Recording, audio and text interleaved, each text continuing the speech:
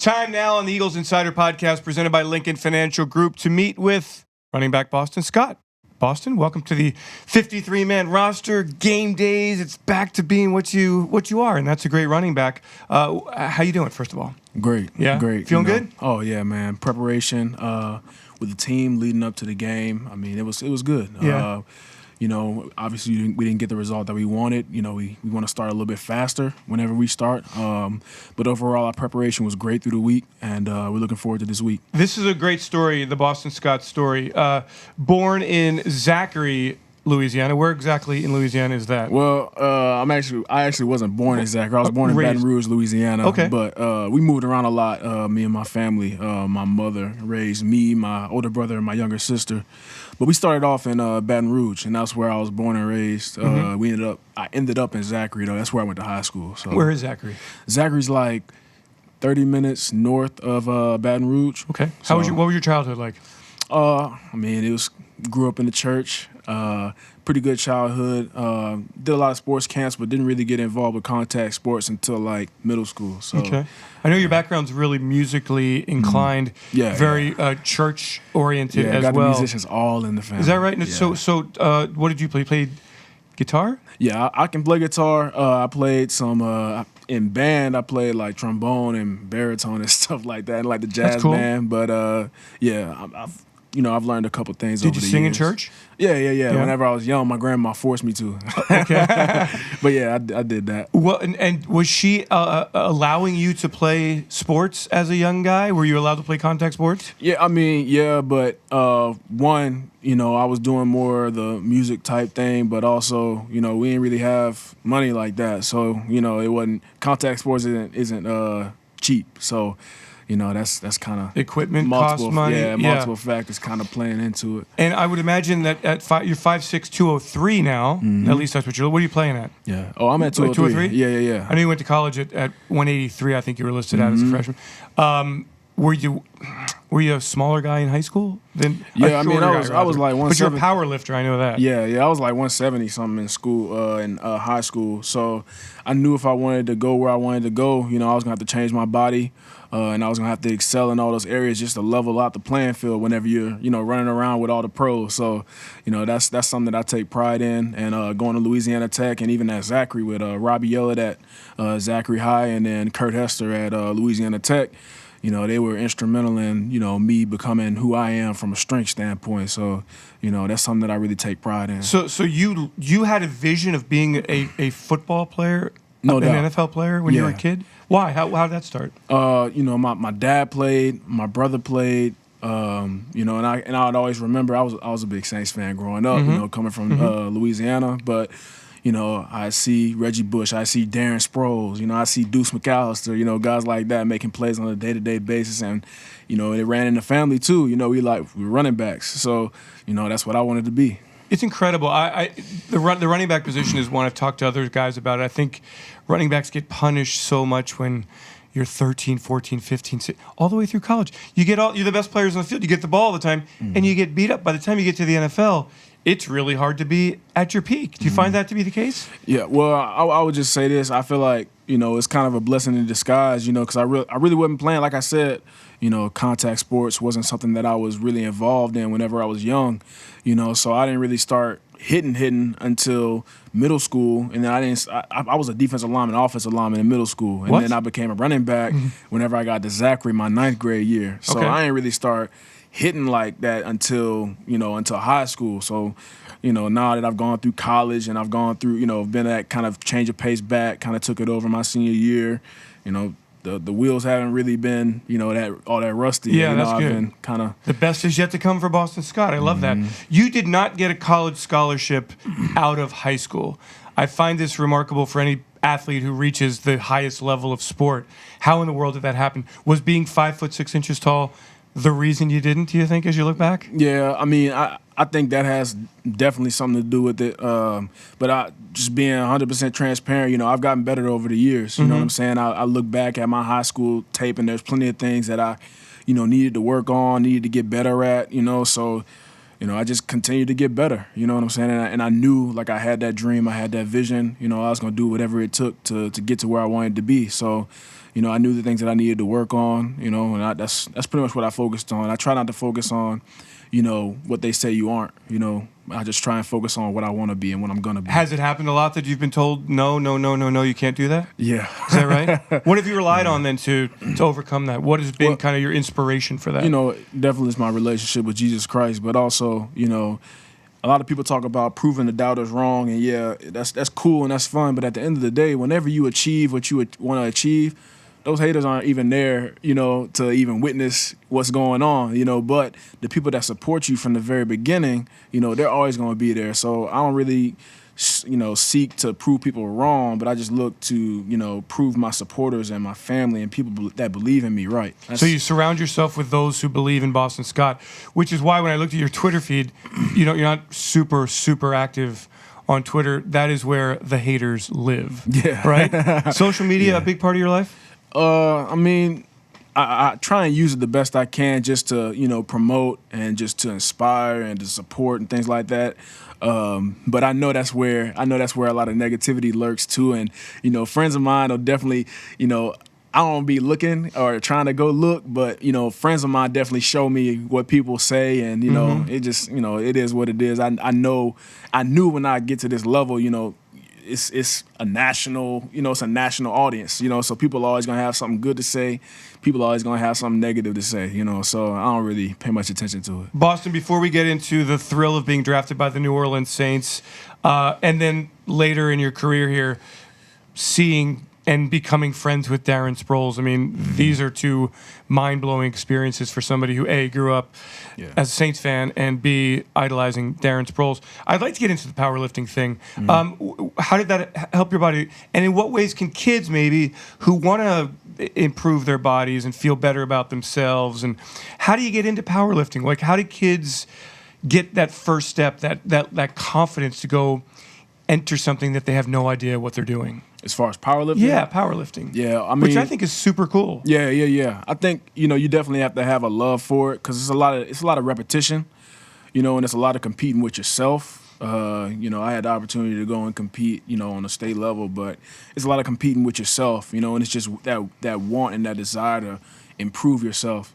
That's really what it comes down to. So, I mean, but really, if you really want to make those gains and, get stronger, it has a lot to do with factors outside of working out, because I've seen a lot of people that work out, but then, their diet doesn't marry up with, the habits that they're taking into the weight room. So my mom's a dietitian. So, that's definitely a blessing. And she's definitely helped me out with my diet ever since I was a little kid. So, I think that's a big part of it. But overall, it's just, you just got to have a love for it, So. What are some of the numbers that you put up at your peak in powerlifting?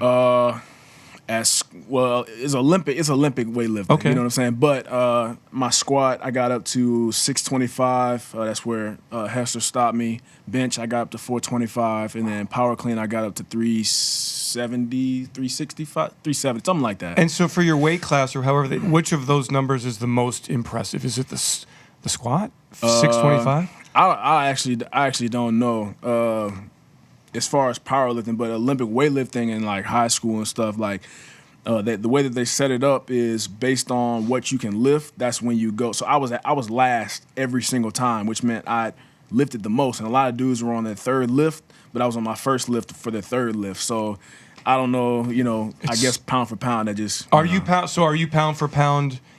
Even in this locker room, are you pound for pound, do you believe, extraordinarily strong? Oh, I believe so. Yeah. And how has that helped in football? Yeah. I mean, it's got to help with balance, explosiveness. It's helped out big tackles. Time. Yeah. It's helped out big time because a lot of guys don't really expect, what they get. When they expect me to, make a miss, which I got that too. But sometimes, you just gotta lay the wood sometimes. So and they don't really expect it. So it's cool. I think it helps out a lot. The NFL Draft 2018, Round 6. Your name is called by the New Orleans Saints, the team you loved your entire life.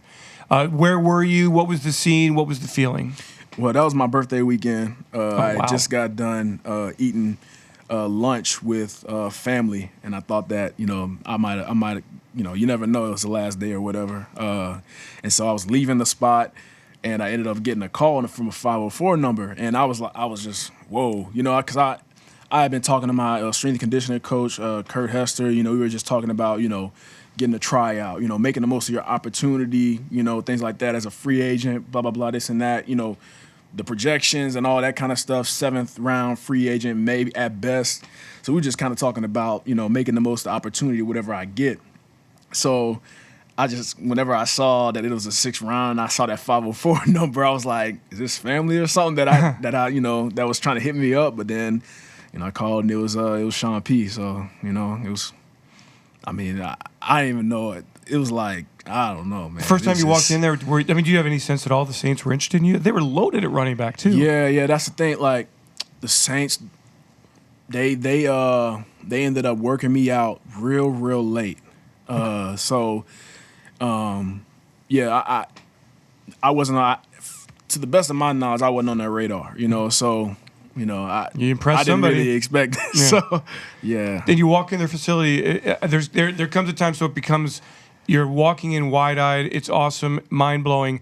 And then in the NFL, you don't have time to sit around and go, wow, I'm in the NFL. Right. So explain, people think you get drafted, everything's gold and you're set. When you go into a facility, how quickly are you told and informed that it is a business here and no sense to go into the locker room and be wide-eyed at Drew Brees? Yeah. So, I kind of got that out of my system the summer before I got there because Drew kind of brought me out.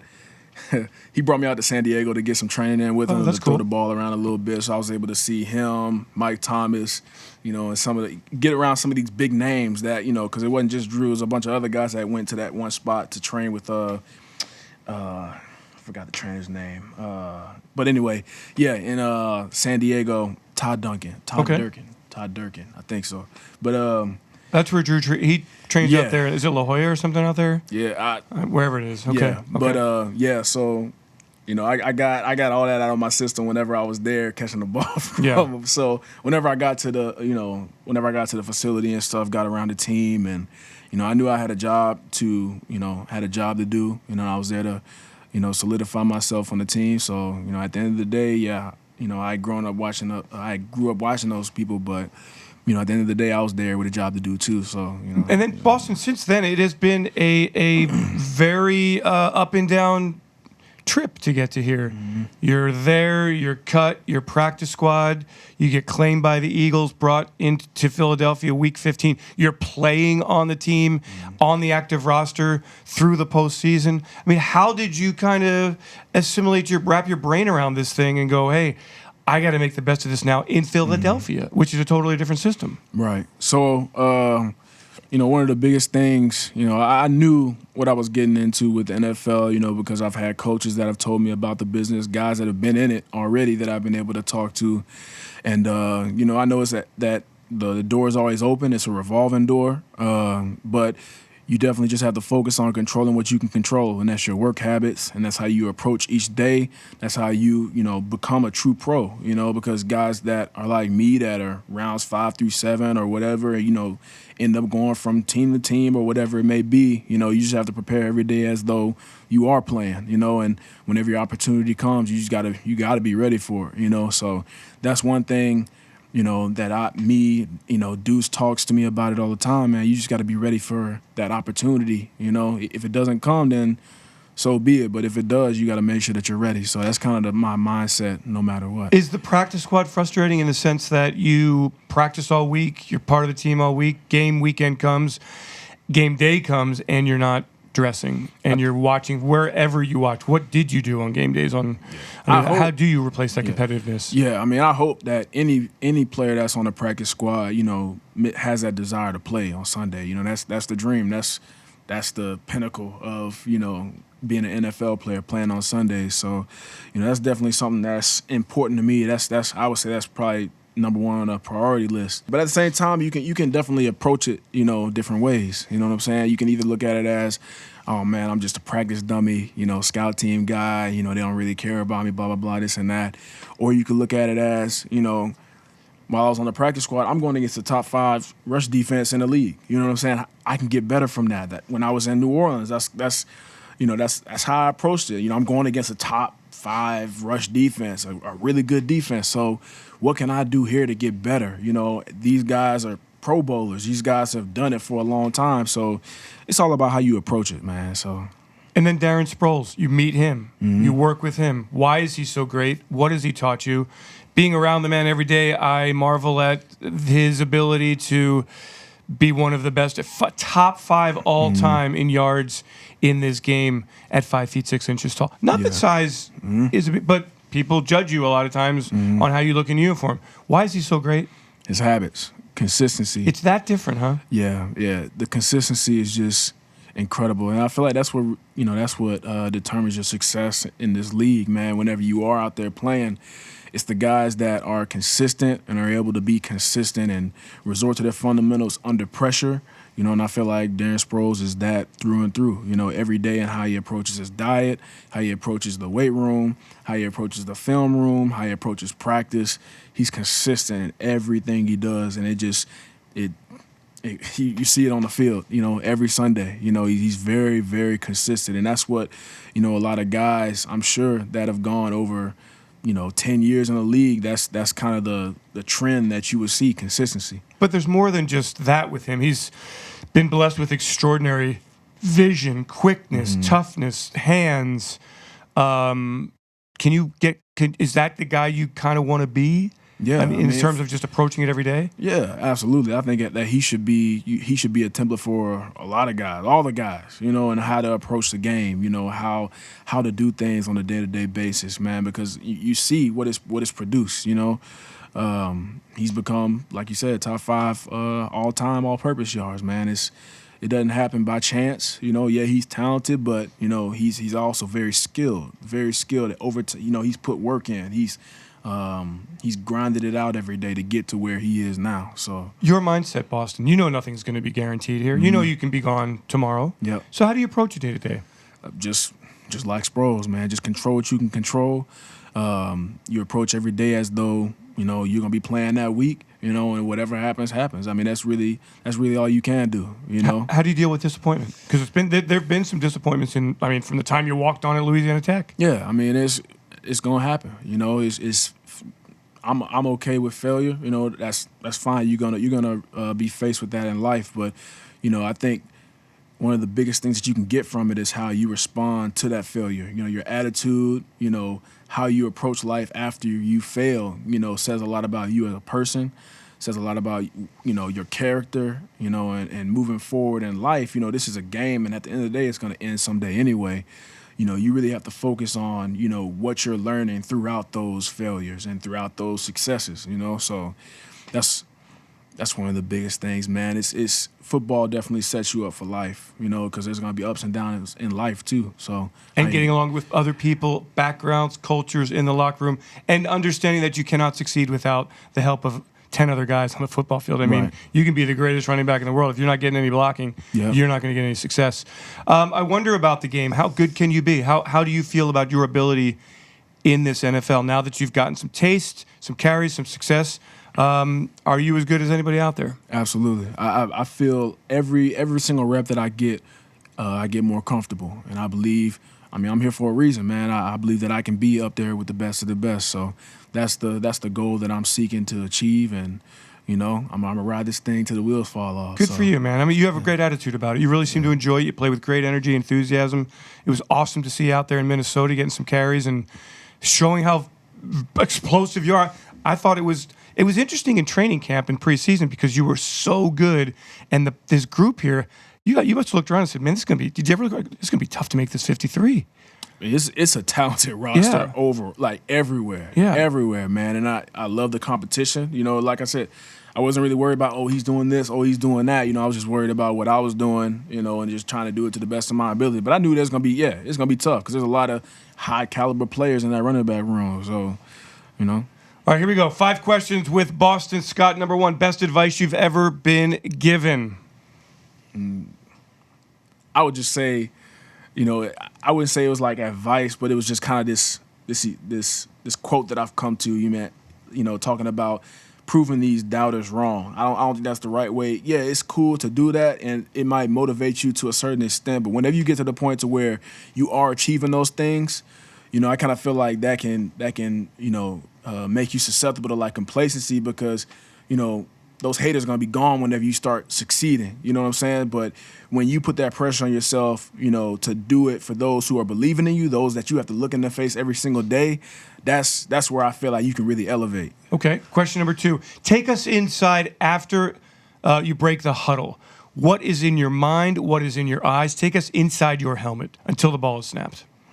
Just on offense? Just in general, yeah. When you're lining up. Yeah, I just do my best to get my pre-snap read, look at what the defense is doing, look at what the know what the call is in my mind, think about what we've done throughout the week and just play. Okay. Question number 3, for anybody who's been told no, what is your response? Just do it. Yeah. Find out for yourself. Okay. Question number 3, what is your pregame ritual? Or question number 4, rather. Yeah, just listen to a little bit of music, pray, and then play. All right, question number 5, the thrill you have when you get into the end zone in a football game. And in the NFL, when it happens here, what are you going to do? Have you prepared any sort of celebration? I prepared a little something. Okay. You got something to celebrate. Just a little something. You got something going on. Yeah, we'll see. What is that feeling? Man, just surreal, man. Like I said, it's like, in a sense, you've made, this. Not a lot of people get to say they've scored an NFL touchdown, so I can't wait for it to happen. Whenever I scored in the preseason with the Saints, that was great. Here too, that was a great feeling. But regular season, that's going to be something Did special. you keep those preseason footballs? Nah. Okay, right. Because regular season is what it's all about. Boston Scott, thanks so much, man. Yeah, no great problem. to get to know you. Continued good luck, and let's make it happen here in this Eagles offense. And on special teams, love the punt return game too. Obviously, opportunities to make big plays all over the field. Yes, Thank sir. you so much. Appreciate you. Boston Scott on the Eagles Insider Podcast, presented by Lincoln Financial Group.